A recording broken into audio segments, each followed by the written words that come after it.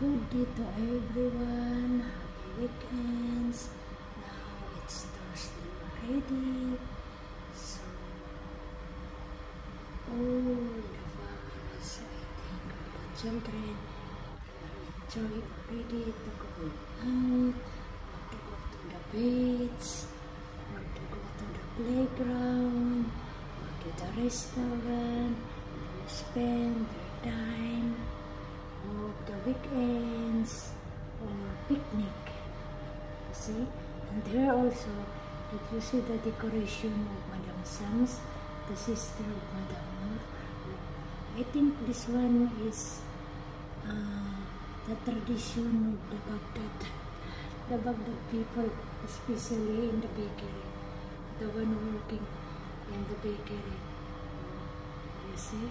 It's very, very nice. Did you see? It's make me smile today. You see? Oh, this one. Oh, decoration. And this one also. You see?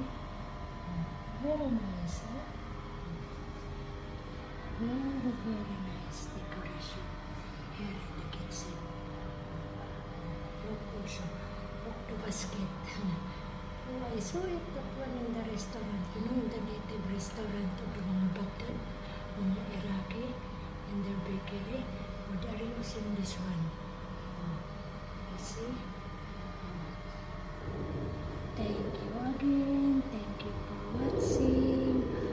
Always, ingat, keep safe talaga. Kasi yun ang mahalaga. That is the most important to us. In all videos that I download to my YouTube channel. Thank you for watching me. Thank you to subscribe me. Even I have only a very, very simple video. And that's what I mean. That is all content here in Baghdad as a housemaid. Here as a OFW.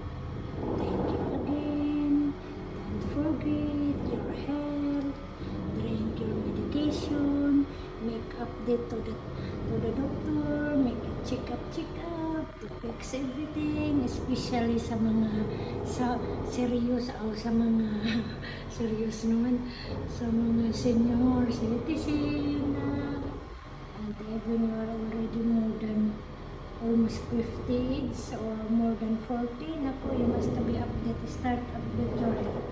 Okay? Again, thank you. Thank you for watching. Keep safe. Bye-bye. Families, hanggang tuangan, sa lahat sa bawat sulok ng mundo talaga. Ini